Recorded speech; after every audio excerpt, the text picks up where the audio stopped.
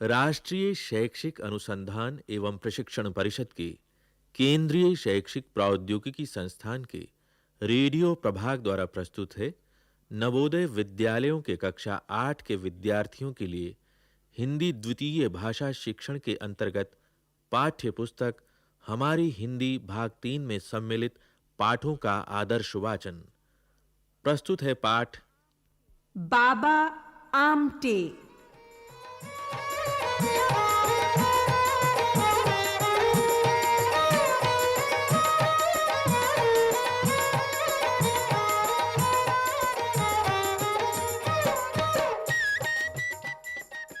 मेरी माँ ने मुझे एक बार एक जापानी गुड़िया दी थी। इस गुड़िया की यह विशेषता थी कि वह लिटाने, लुढ़काने या गिराने पर भी खड़ी हो जाती थी। कोई उसे जितनी बार गिराता, वह उतनी ही बार उठ खड़ी होती। अंत में उसे गिराने वाला ही हार जाता। माँ ने मुझे गुड़िया का यह खेल दिखाया।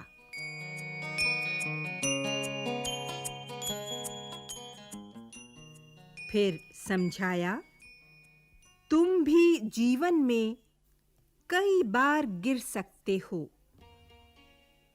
ऐसा हो ही नहीं सकता कि तुम जिंदगी में कभी गिरो ही नहीं, हारो ही नहीं। शान न गिरने में है, न हारने में, बल्कि शान तो गिरकर तुरंत उठ खड़े हो जाने में है। जब जब गिरो, हर बार उठ खड़े होना। हारना, किंतु हार न मानना ही जिंदगी का दूसरा नाम है।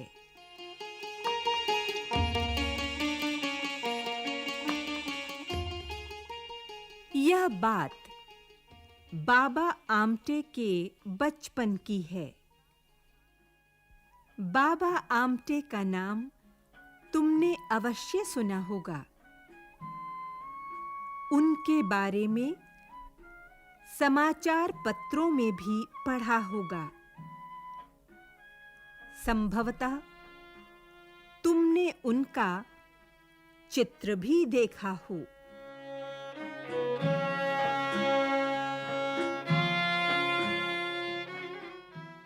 बाबा आमटे हमारे समय के सच्चे जनसेवक हैं।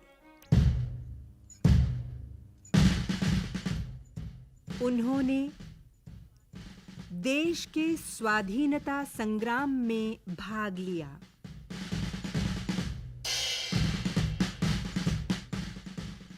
वे जेल भी गए। उन्होंने छुआछूत के विरुद्ध कड़ा संघर्ष किया है।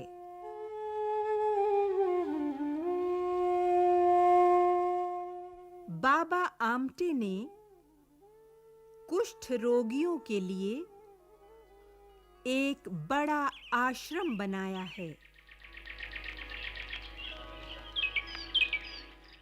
उनकी चिकित्सा की है। यही नहीं, उन्होंने कुष्ठ रोगियों को सम्मान से जीना सिखाया है।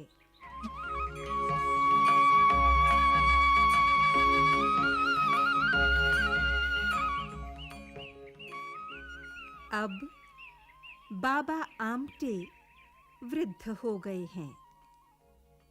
उनके शरीर में भी तकलीफ रहती है। वे बैठ नहीं सकते।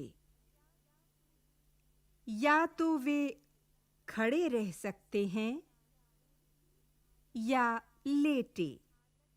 ऐसी हालत में भी उन्होंने कन्याकुमारी से लेकर अमृतसर तक की भारत जोड़ो यात्रा की है। इस यात्रा का उद्देश्य था लोगों में देश प्रेम की भावना जगाना और उनमें मिलजुल कर रहने की भावना पैदा करना।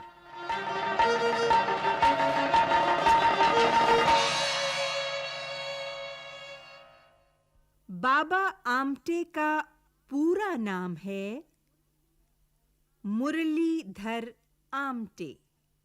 उनके पिता का नाम था देवीदास हरबाजी आमटे।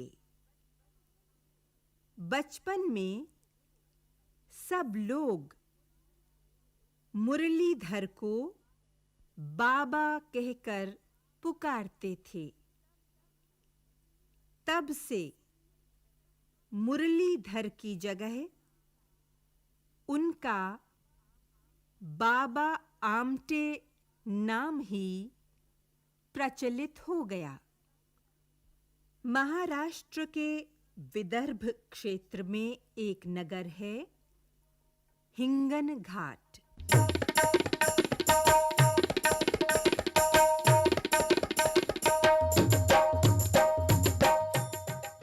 इस नगर में 6 दिसंबर 1914 ईस्वी को बाबा आमटे का जन्म हुआ।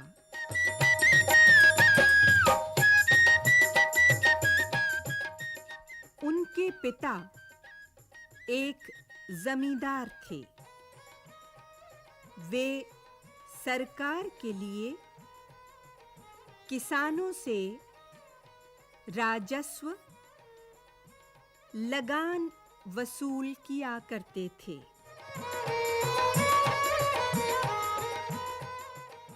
बाबा आमटे की पढ़ाई लिखाई नागपुर में हुई। वे बड़े होकर चिकित्सक बनना चाहते थे। उनके पिता की इच्छा थी कि वे वकील बने। अंत में बाबा आमटे ने पिता की इच्छा के अनुसार कार्य किया। नागपुर विश्वविद्यालय से उन्होंने कानून की डिग्री प्राप्त की।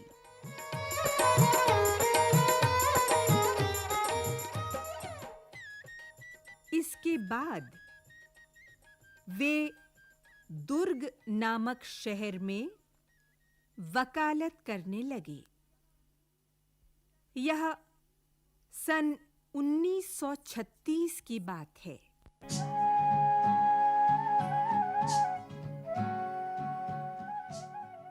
बाबा आमटे ने सन 1940 तक वहां वकालत की। फिर उन्होंने दुर्ग छोड़ दिया और वरोरा आ गए।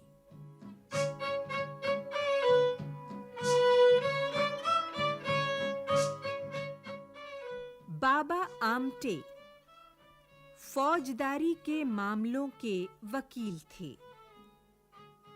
वे अपराधियों की ओर से मुकदमे लड़ा करते थे। जब उनकी दलीलों से अपराधी छूट जाते थे तो बाबा आमटे को बहुत दुख होता था।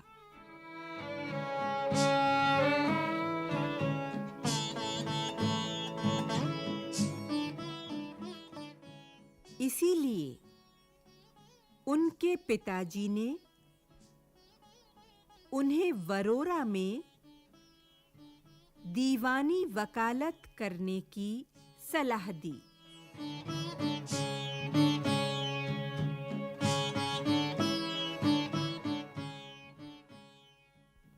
उन दिनों हमारा देश गांधी जी के नेतृत्व में आजादी की लड़ाई लड़ रहा था।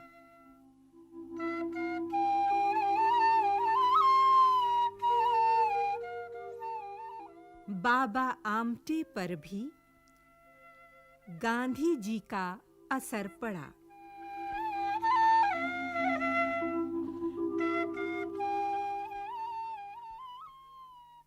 वे आजादी की लड़ाई में कूद पड़े और कई बार जेल गए। जेल से निकलने के बाद बाबा आमटे ने देश सेवा और समाज सेवा का व्रत ले लिया।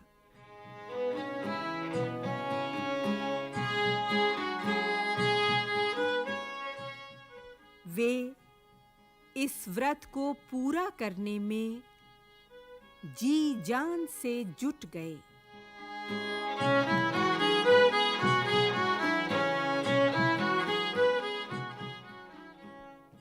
उन्हीं दिनों बाबा आमटे का नागपुर में विवाह हुआ।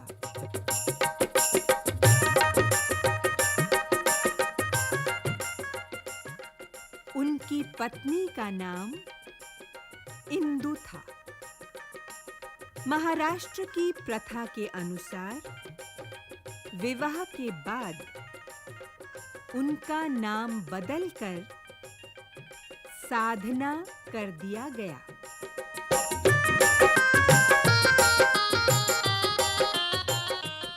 साधना ताई ने भी बाबा आमटे के साथ समाज सेवा का संकल्प ले लिया।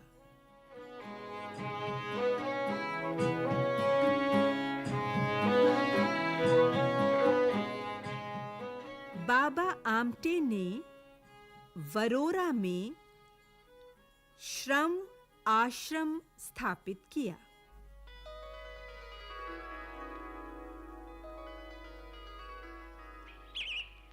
यह एक नया प्रयोग था। आज भी इसमें सभी जातियों के लोग रहते हैं। ये लोग दिन भर में जो कुछ कमाते हैं उसे मिलजुल कर खर्च करते हैं। तुमने आचार्य विनोबा भावे का नाम भी सुना होगा। उन्होंने वर्धा के पास पवनार में कुष्ठ रोगियों के लिए एक आश्रम खोला था।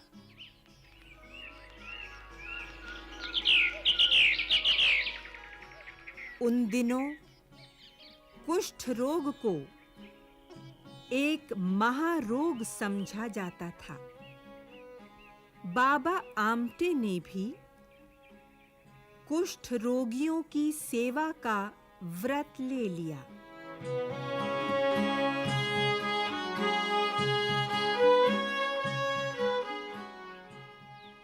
सन 1947 में बाबा आमटे ने अपनी सारी पैतृक संपत्ति त्याग दी। उन्होंने महारोगी सेवा समिति बनाई।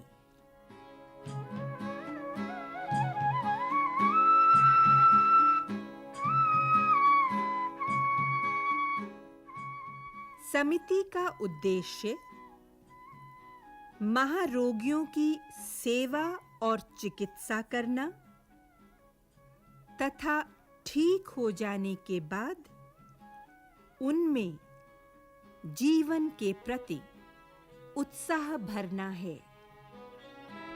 इस काम के लिए सरकार ने भी उन्हें 50 एकड़ भूमि दी। इस पथरीली भूमि पर बाबा ने 6 महारोगियों के साथ आनंद वन आश्रम की स्थापना की।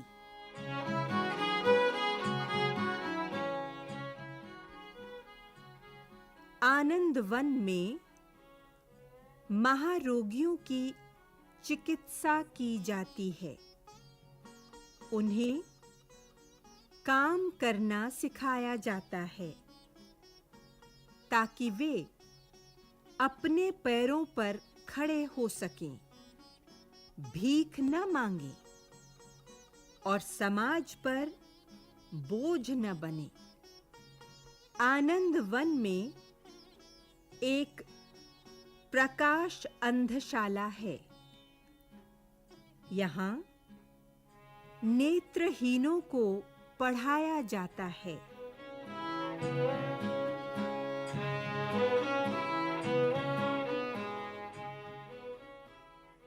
आनंद वन के बाद बाबा आमटे ने सोमनाथ नामक एक स्थान पर श्रमिक विद्यापीठ की स्थापना की। इसके बाद उन्होंने आदिवासी क्षेत्रों में सेवा कार्य करने का निर्णय किया।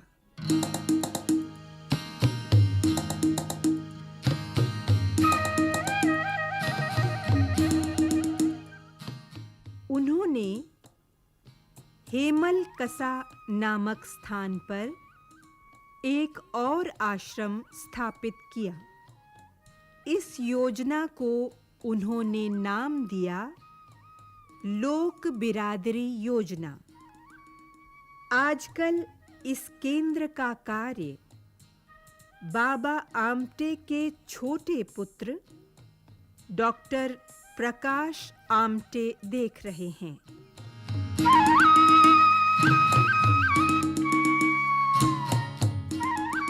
आनंद वन में बाबा आमटे के बड़े बेटे डॉक्टर विकास आमटे आश्रम की देखभाल करते हैं।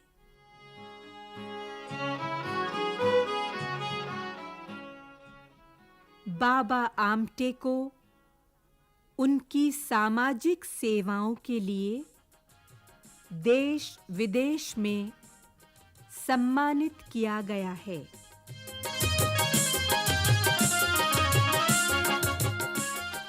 उन्हें अनेक पुरस्कार मिले हैं।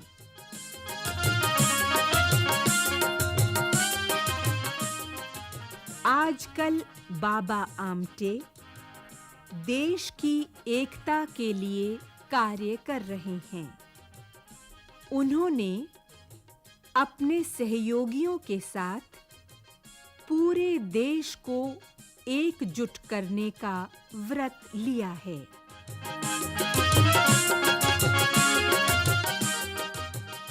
वे अपनी यात्रा के दौरान लोगों को देश की एकता के महत्व के बारे में समझाते हैं।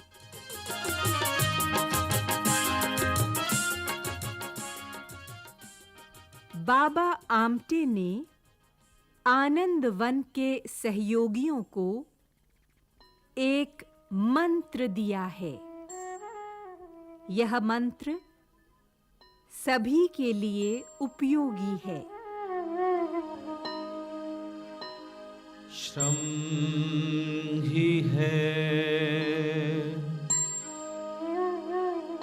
श्री राम हमारा,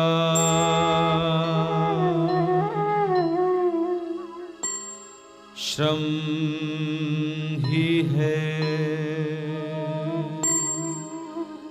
साधना हमारी। बाबा आमटे। अभी आप सुन रहे थे हमारी हिंदी भाग 3 में सम्मिलित पाठ का आदर्श वाचन। विशेष सहयोग डॉक्टर सुरेश पांडे, परियोजना समन्वय एवं निर्देशन प्रभुदयाल खट्टर, वाचन स्वर वीना होरा, ध्वनियांकन सतीश लाड़े एवं दीपक पांडे, ध्वनि सहयोग दाऊ दयाल चतुर्वेदी तथा निर्माण एवं प्रस्तुति वंदना अरिमर्दन।